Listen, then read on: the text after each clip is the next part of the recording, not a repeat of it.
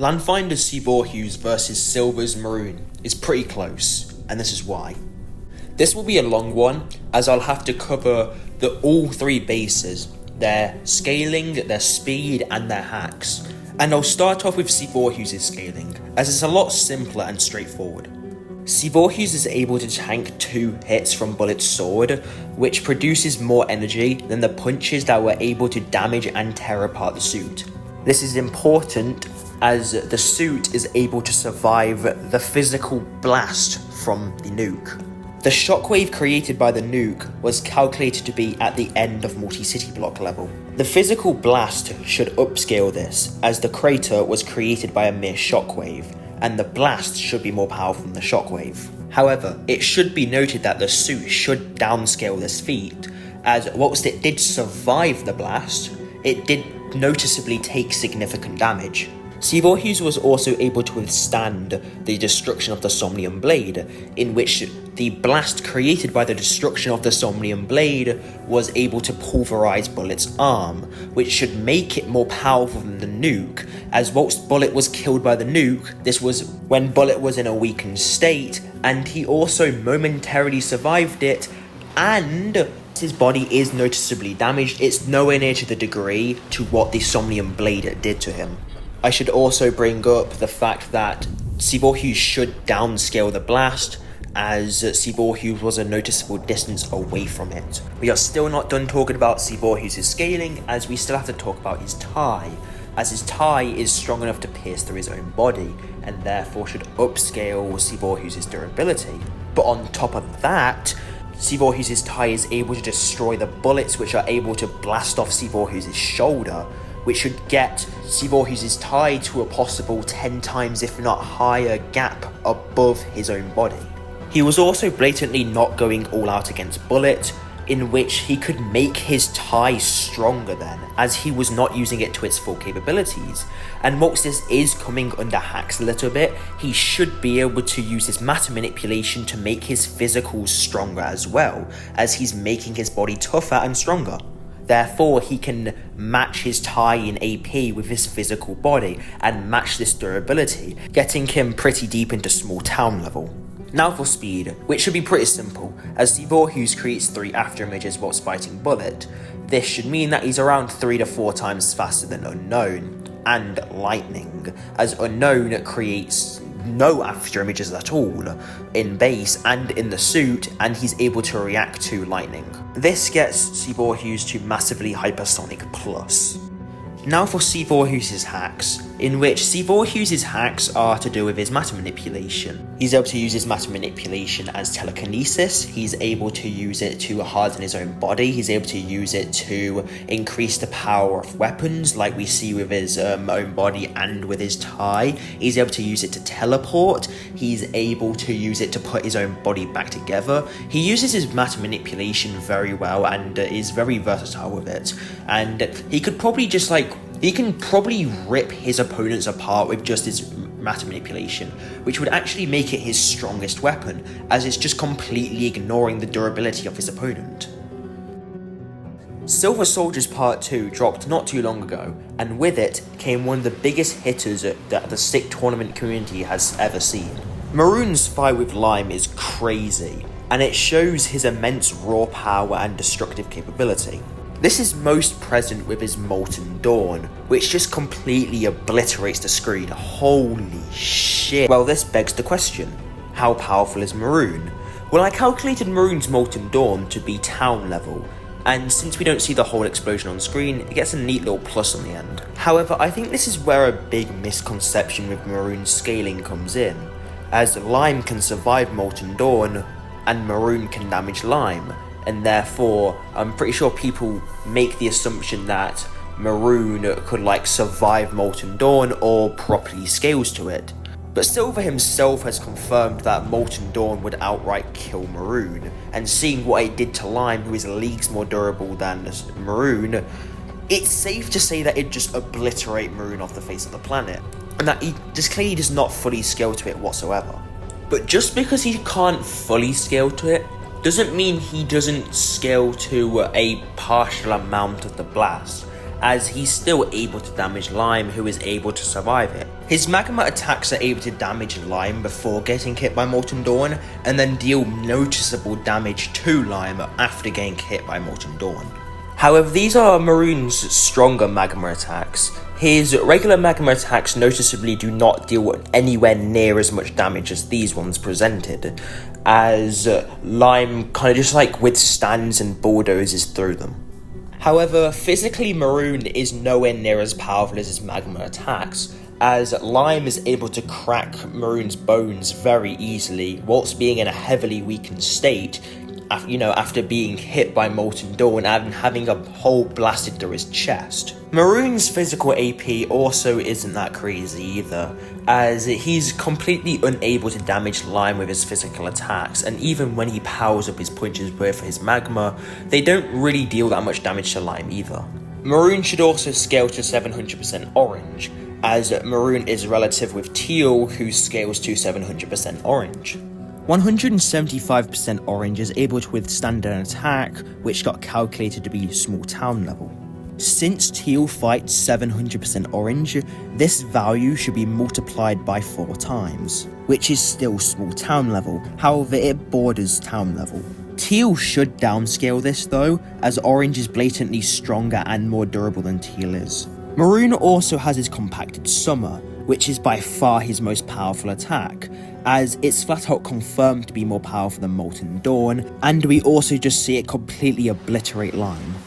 So overall, I would say that Maroon is around small town level, with his Molten Dawn being town level, and then finally compacted summer scaling to large town. Maroon should somewhat scale to golden speed via his scaling chain with Teal. Maroon scales to Teal, who is able to keep up with and is noticeably faster than Orange, who can react to Gold. He should somewhat downscale Gold's speed, as Gold was overwhelming Orange, however it shouldn't be to a degree to where he's massively slower than her. But overall, I would have Maroon being around 1 to 2 times faster than Lightning, which would be around massively hypersonic. When thinking about Maroon, you wouldn't necessarily think of his hacks first, but he still does have some pretty good hacks at his disposal. The main 2 I want to address are him being able to turn into lava and his regeneration. Him being able to turn into lava gives a pretty obvious evasion buff, however he doesn't really use this form that much. And then his regeneration is actually kind of busted. He's able to regenerate massive parts of his body, he's able to regenerate entire limbs. However, it does come at the cost of his stamina, as he's using his power to regenerate his own body. It also doesn't act like regular regeneration, constantly regenerating himself. It's more like a healing, which he uses his own power for. So in conclusion, who wins? Before I get to the outcome, I want to go over their win cons and their advantages within this fight. Physically, I'd say that they're pretty relative in their physicals, with Maroon probably being a little bit more powerful, but if Ceevorheuse uses his matter manipulation to make himself more powerful, then I would say that he definitely takes the edge against Maroon. Not even just an edge, I'd say that he's noticeably far more powerful physically than Maroon would be. Ceevorheuse is also quite a bit faster than Maroon is. He's at least 2 times faster for me than Maroon. If you really want, you can even argue that Ceevorheuse is like 3 to 4 times faster than Maroon, in which that's just approaching a blitz gap at that point, in which you might as well just give Ceevorheuse the victory at like medium difficulty at that point. But personally, I have Maroon at around 1.5 times faster than Lightning, while Ceevorheuse is at around 4 times faster than Lightning, as Ceevorheuse is holding back against bullets, so he could go faster than that anyways, and you can even still argue that that instance is still 4 times faster than Lightning. But this would still make Ceevorheuse like 3 times faster than Maroon, so he's still got a big speed gap on him. But Maroon still completely gaps Ceevorheuse in AP, mainly due to Molten Dawn and especially Compacted Summer. Whilst I do believe that if Ceevorheuse was hit by Molten Dawn, he would be able to survive if he had used his matter manipulation to increase his durability, but I think that if he were hit, he would probably lose after not long, as Maroon would just eventually be able to defeat him due to Ceevorheuse getting heavily weakened. Although Ceevorheuse could probably just teleport out of the way of Molten Dawn, or maybe even just dash out of it, as he might end up being fast enough to do it, as Lime couldn't do anything about Molten Dawn because he had the mountain blocking his way, and he was still able to clearly react to Molten Dawn. Not as in be able to do anything about it, but he was able to see it coming. However, if Ceevorheuse was hit by Compacted Summer on the other hand, he would 100% die. There's no way he's surviving anything like Compacted Summer. However, this doesn't mean that Ceevorheuse is brick-walled by Compacted Summer, as Compacted Summer has a charge-up time, and Ceevorheuse could just teleport up to Maroon and then just slash him through the face or something. Lime is also able to react to Compacted Summer, so I think it's safe to say that Ceevorheuse could probably just teleport out of the way of Compacted Summer and just let it bypass him, as Ceevorheuse is faster than Lime. Ceevorheuse's hacks clearly will have a big impact on how the fight will go. However, what will also have a big impact is Maroon's range, AoE, and DC. Maroon could use his flight and his range as a combination together to gain an upper hand against Ceevorheuse and kind of just fire range attacks from the sky, which would make it far more difficult for Ceevorheuse to land attacks on him. I don't think that Ceevorheuse could consistently take Maroon's lava attacks, especially the stronger ones, so if Maroon did fly and did spam his lava attacks, I think they would eventually get to Ceevorheuse and would allow Maroon to win. However, the problem with this is that Maroon doesn't really try this strategy that much when he fights Lime. Even against Lime, who's physically far superior against Maroon, he still fights in close to combat consistently, which just kind of shows that Maroon's kind of stupid and he's just a little bit too reckless. Ceevorheuse could probably rip apart Maroon's head with his matter manipulation, which would essentially just be an instant KO.